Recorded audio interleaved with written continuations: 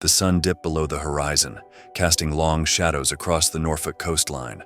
The marshland, usually serene and untouched, now felt eerie under the fading light.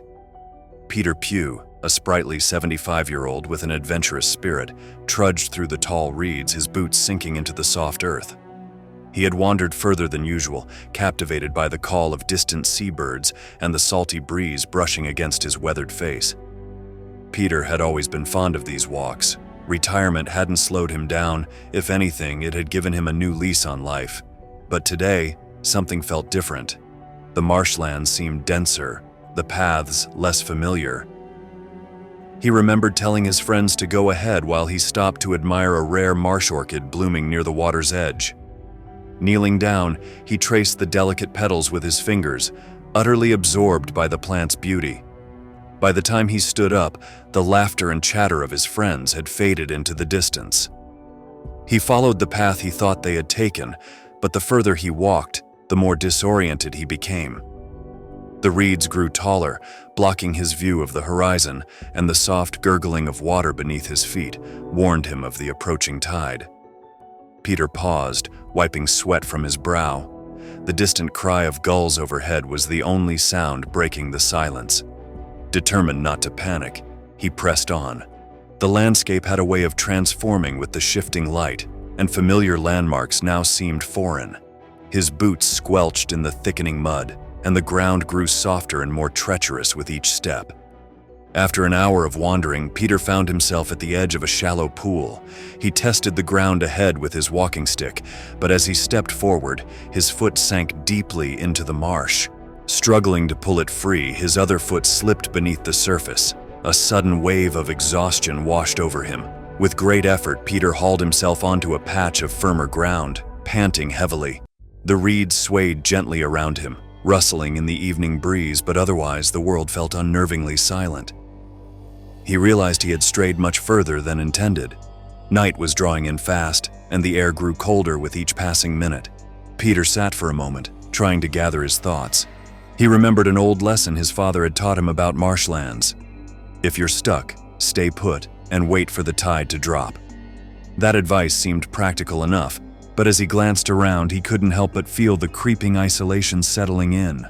The marsh, once a place of tranquility, now felt like a living entity, shifting and breathing around him.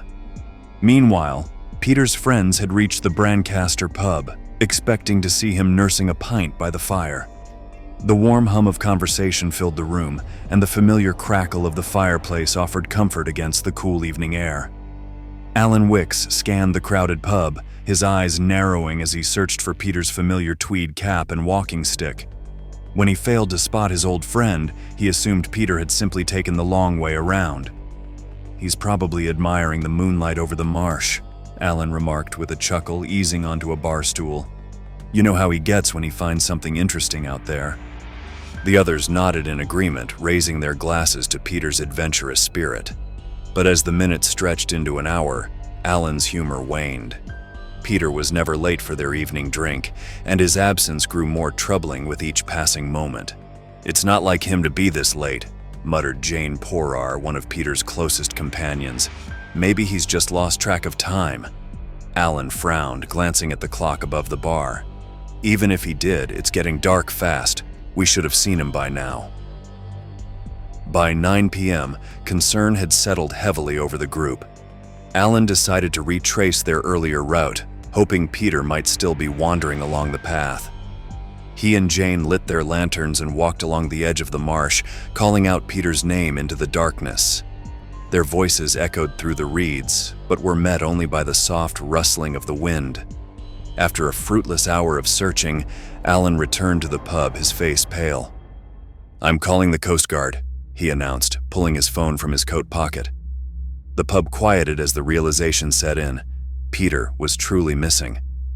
Within the hour, a small search party had assembled. Volunteers armed with flashlights and walking sticks spread out along the marsh paths. A few locals brought their dogs, hoping their keen noses might pick up Peter's scent. The search party was familiar with the area, but navigating the marsh at night was treacherous. "Stay on the paths," Alan reminded everyone as they set out. "The marsh can swallow a man whole if he wanders too far off." The hours crept by, and the search party's optimism began to wane. The marsh seemed endless, an unforgiving maze of reeds and waterlogged ground. By midnight, exhaustion set in. The dogs whined, tugging at their leashes, and the volunteers' flashlights flickered as their batteries dwindled. "We'll start again at dawn," Alan said reluctantly, rubbing his temples. "I don't want anyone else getting hurt out there." As the group dispersed, George Wicks, Alan's teenage grandson, lingered behind. "Granddad, wait," he said, tugging on Alan's sleeve. "What about the drone? Couldn't we use that to cover more ground?" Alan's brow furrowed. "The drone? Yeah. Remember Helen Marsh mentioned the police had one at the station? It has an infrared camera. If Peter's out there, it might pick up his heat signature." Alan's eyes lit up with renewed hope. "You're right. I'll call Helen." 15 minutes later, Helen arrived at the marsh with the police drone. The small crowd gathered around as she set it up, the device humming softly as its rotors spun to life. "Let's hope this works," Helen said, guiding the drone into the air. Its camera streamed live footage onto a monitor, the marsh stretching out below in shades of gray. At first, there was nothing, just endless marshland and shallow pools reflecting the moonlight. The drone glided over paths the search party had already combed, then veered further, drifting toward the deeper sections of the marsh where few dared to tread at night. Suddenly, a faint glow appeared on the screen. Helen froze, zooming in. The outline of a figure became clearer, huddled against the reeds, barely moving. "There!" she exclaimed, pointing at the monitor. "That's him. It has to be." Alan's heart leapt. "We need to get to him now." A group of volunteers, guided by the drone, hurried through the marsh with renewed determination. By the time they reached Peter, dawn was beginning to break, casting soft hues of orange and pink across the landscape. He was cold and weak but alive, slumped against the reeds, his eyes fluttering open as Alan knelt beside him. "Took you long enough," Peter croaked, managing a faint smile. Relief and laughter rippled through the group as they carefully helped him to his feet. But Peter's legs gave out beneath him, and he slumped back down, clearly too weak to walk. "We can't carry him through the marsh like this," Alan said, glancing at the uneven terrain. "He needs medical attention fast." Helen quickly radioed for a rescue helicopter. Within minutes, the low thrum of rotors echoed over the marsh. A bright beam of light sliced through the early morning mist as the helicopter hovered overhead, lowering a harness. Peter winced as the rescue team secured him, but he managed to squeeze Alan's hand. "Thanks for not giving up on me," he whispered. Alan gave a reassuring nod.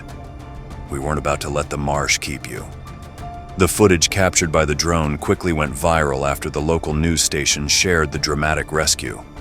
The haunting image of Peter, frail and stranded in the marsh, struck a chord with viewers worldwide. His small, shivering figure against the vast, unforgiving landscape painted a powerful picture, one that resonated deeply with people across social media. The marsh began trending within hours, with thousands praising the quick thinking of Alan, Helen, and George. "This could have ended in tragedy," one commenter wrote, "but thanks to the drone and the people of Brancaster, Peter's story has a happy ending." Local authorities were inundated with questions about the drone, and it became a topic of national conversation. News anchors highlighted the role of police drones in search and rescue missions, sparking a broader discussion about how such technology could be expanded to prevent similar incidents in rural areas. "The technology is there," one official remarked during an interview. "But the challenge is ensuring all rural police departments have access to drones and trained operators." Peter's case shows us just how valuable this resource can be. Inspired by Peter's ordeal, local authorities launched a fundraising campaign to secure more drones for emergency use. Nearby towns followed suit, pooling resources to ensure rescue teams across Norfolk had access to the same life-saving technology. At a community event celebrating Peter's full recovery, Helen addressed the crowd. "This wasn't just about one man's rescue," she said. "It's about making sure that if anyone else gets lost out there, we'll find them faster." Peter's story proves that with the right tools and a little determination, we can make a difference. Peter raised his glass, smiling at the gathered crowd. "To drones." he toasted, "and the people who fly them." As the applause died down, Alan turned to the camera, his expression thoughtful. This technology saved Peter's life, but it also raises questions. Should police drones be listed as an important part of surveillance, or do they invade privacy? What do you think? The crowd fell silent, the weight of the question hanging in the air. Peter, ever the optimist, broke the tension with a grin. "For now, I'm just glad they're on our side." The story of Peter's rescue became a testament to the power of community, technology, and hope. A reminder that even in the darkest moments, there's always a way forward.